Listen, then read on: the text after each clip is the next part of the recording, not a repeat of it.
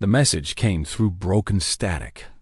A child's voice, weak and tired, asking when the food ships would arrive. Admiral Chen Wei listened to the recording 3 times. Each time, his hands gripped the armrest of his command chair harder. The child was from Kepler-7, one of the outer colonies. She was 8 years old. She had been without proper food for 42 days. The Veltari Dominion had established their blockade around the Kepler system 6 weeks ago. Their massive warships formed a wall of metal and death around 3 human colony worlds. No supply ships could get through, no medical vessels, no rescue craft. The Veltari wanted the humans to surrender the mineral-rich moons of the system. They believed starving innocent people was an acceptable negotiation tactic. They were wrong. Admiral Chun stood on the bridge of the Imperial dreadnought Eternal Justice. Around him, officers worked at their stations with quiet efficiency. The ship hummed with barely contained power. Behind the Eternal Justice, 437 warships of the Third Imperial Fleet waited in formation. They had traveled for 3 weeks through hyperspace to reach this point. Every crew member knew why they were here. The Veltari had made a terrible mistake. They had assumed that humans were soft. They had looked at humanity's preference for trade and diplomacy and seen weakness. They did not understand that humans chose peace because they knew the cost of war. They did not understand what happened when humans stopped choosing peace. Captain Lee approached the Admiral with a datapad. Her face was calm, but her eyes burned with the same cold anger that Chun felt in his chest. The latest intelligence reports showed that 17 children had died on Kepler-7 in the past week. 34 elderly colonists had passed away from complications related to malnutrition. The hospitals had run out of basic medicines 12 days ago. Chun read the numbers. He memorized them. Each number was a person. Each person had a family. Each family was waiting for the Imperial fleet to arrive. The Veltari blockade fleet consisted of 212 ships. Their commander was Admiral Dexver, a veteran officer who had won several campaigns against smaller species. Dexver had sent a message to humanity 3 days ago. He had offered to allow food shipments through the blockade if humanity agreed to give up all claims to the Kepler system. He had called it a generous offer. He had smiled in the video message, showing rows of sharp teeth. Chun had watched that smile. He had thought about the hungry children. He had thought about the parents who had to explain to their kids why there was no dinner. He had thought about the old people dying in their beds because the Veltari wanted some rocks floating in space. The Imperial fleet dropped out of hyperspace at exactly 0600 Standard Time. They emerged in perfect formation, a wall of human engineering and determination. The Veltari sensors detected them immediately. Chun imagined the panic spreading through the enemy fleet. They had expected negotiators. They had expected diplomats. Instead, they got the Third Fleet. Admiral Dexver sent an immediate communication request. Chun accepted it. The alien's face appeared on the main screen. His earlier confidence had vanished. His large eyes were wide with surprise. Behind him, Veltari officers ran back and forth in obvious confusion. The alien spoke first. He reminded Chun that attacking the blockade fleet would be considered an act of war against the entire Veltari Dominion. He warned that such action would have serious consequences. He suggested that both sides should discuss the situation calmly.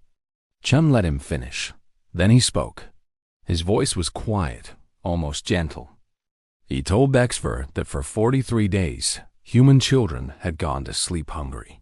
He told him that human mothers had watched their babies grow thin and weak. He told him that human fathers had worked until their hands bled, trying to find any source of food. Chun paused. He looked directly at the screen. He told Dexver that the Veltari Dominion had 1 hour to withdraw all ships from the Kepler system. If any Veltari vessel remained after that hour, the Third Fleet would destroy it. There would be no further negotiation.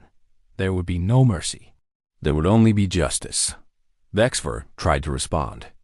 Chun cut the transmission. The hour passed slowly. Chun stood at the center of his bridge, watching the tactical display. The Veltari fleet moved into a defensive formation. They were not leaving. Perhaps they believed the humans were bluffing. Perhaps they thought their superior numbers would matter. Perhaps they simply could not understand what they had awakened. At exactly 0700, Chun gave the order to advance. The Imperial fleet moved as one body. Destroyers raced ahead, their engines burning bright. Cruisers formed the main battle line, their heavy weapons charging with deadly energy. Carriers launched their fighter wings, thousands of small craft spreading across the void like angry insects. And at the center, the dreadnoughts moved forward, each one a mountain of armor and weapons. The Veltari opened fire first. Their energy weapons slashed through space, hitting the human shields. The Imperial ships absorbed the damage. They kept advancing. Human weapons technology had improved dramatically in the last decade. What the Veltari did not know was that the Third Fleet carried the newest shield generators and the most powerful weapons in the human arsenal. The return fire from the Imperial fleet was devastating. Human railguns sent massive metal slugs through Veltari hulls at incredible speeds. Plasma cannons burned through enemy shields. Missile swarms overwhelmed point defense systems. The first Veltari ship exploded 4 minutes into the battle. Then another. Then 3 more. Then 10. Admiral Dexver tried to reorganize his fleet. He ordered his ships to concentrate fire on the human dreadnoughts. The tactic might have worked against a lesser force, but the Imperial dreadnoughts had been built for exactly this kind of engagement. Their shields held. Their weapons continued firing. The human fighter wings tore through the Veltari formation. Each pilot had seen the images from the colonies. Each pilot had heard the recordings of starving children. They fought with precision and fury. Veltari escort ships exploded one after another. The enemy formation began to collapse. Chun watched the battle unfold on his tactical display. He felt no joy. This was not a celebration. This was a necessary response to cruelty. Every Veltari ship destroyed was a message to the galaxy. Humans protected their own. Humans did not forget. Humans did not forgive those who harmed innocents. The battle lasted 2 hours and 17 minutes. The Veltari fleet was annihilated. 189 enemy ships were destroyed. 23 were captured. Admiral Dexver's flagship was among the captured vessels. Dexver himself was found hiding in a storage compartment, surrounded by emergency food supplies. The irony was not lost on the human Marines who arrested him. The blockade was broken. Within hours, the first supply ships reached the colony worlds. Food, medicine, and relief workers poured into the system. Chun received reports throughout the day. Children eating their first real meal in weeks. Hospitals restocking essential supplies. Parents crying with relief. But the work was not finished. The Veltari Dominion sent angry messages to the human government. They demanded explanations. They threatened retaliation. They called the destruction of their fleet an unjustified act of aggression. The human response was swift and clear. Earth released all the evidence. Every recording of dying children. Every report of starving colonies. Every communication where Veltari officials discussed using starvation as a weapon. The galactic community saw everything. Species that had remained neutral suddenly expressed their outrage at the Veltari. Trade agreements were cancelled. Diplomatic relations were severed. The Veltari found themselves isolated. Admiral Chun was called back to Earth to report to the Imperial Council. He stood before the leaders of humanity and explained his actions. He showed them the same recordings that had driven him to act. He told them about the little girl's voice asking for food ships. He told them that he would make the same decision again without hesitation. The council was silent for a long moment. Then the High Chancellor stood. She thanked Chun for his service. She told him that humanity's strength was not in its weapons or its ships. It was in its refusal to abandon those who needed protection. It was in its willingness to fight for the weak and the helpless. Chun returned to his fleet as a hero, but he did not feel like one. He felt like a man who had done what was necessary. Nothing more, nothing less. The Kepler colonies recovered. Within a year, they were thriving again. The mineral-rich moons remained under human control. New defensive stations were built to ensure no blockade could ever succeed again. The children who had survived the starvation grew up with memories of that terrible time, but also with the knowledge that humanity had not abandoned them. The Velthari Dominion never recovered its former status.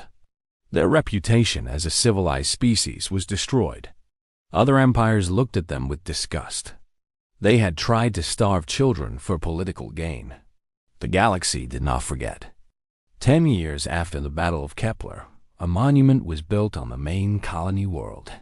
It was a simple structure, a tall stone pillar with names carved into its surface. The names belonged to everyone who had died during the blockade. At the base of the pillar, a single sentence was engraved in every major galactic language. The words were simple. They said that those who harm the innocent will face justice. They said that humanity remembers. They said that the stars themselves are not enough space for cowards to hide. Every year on the anniversary of the battle, the colonists gathered at the monument. They read the names aloud. They remembered the hunger and the fear, and they looked up at the sky, knowing that somewhere out there, the Imperial fleet watched over them. Admiral Chun Wei retired 5 years after the battle. He settled on a small farming planet where he grew vegetables and raised animals. Sometimes, visitors came to meet the famous admiral who had saved the Kepler colonies. He would welcome them politely, answer their questions briefly, and then return to his garden. He never spoke about the battle with pride. When asked why, he always gave the same answer. He said that war was never something to celebrate. It was simply the price of protecting those who could not protect themselves. He said that the true heroes were the people who survived the blockade without losing hope. They were the ones who deserved monuments and praise. But the galaxy remembered differently. They remembered the day when humanity taught the Velthari the true cost of cruelty. They remembered the fires of human warships burning through the blockade. They remembered the message that echoed across every species and empire. Do not starve human children. Do not test human patience. Do not assume that peace means weakness. Because when humans decide to fight, they do not stop until justice is served. And their definition of justice is not gentle. The Kepler colonies still stand today. The children who survived are now grandparents. They tell their grandchildren stories about the dark days and the bright lights of rescue ships. They tell them about an admiral who cared more about hungry children than about political consequences. And somewhere in the depths of space, the Imperial fleet continues its eternal watch, ready to respond, ready to protect, ready to remind the galaxy why humanity should never be underestimated.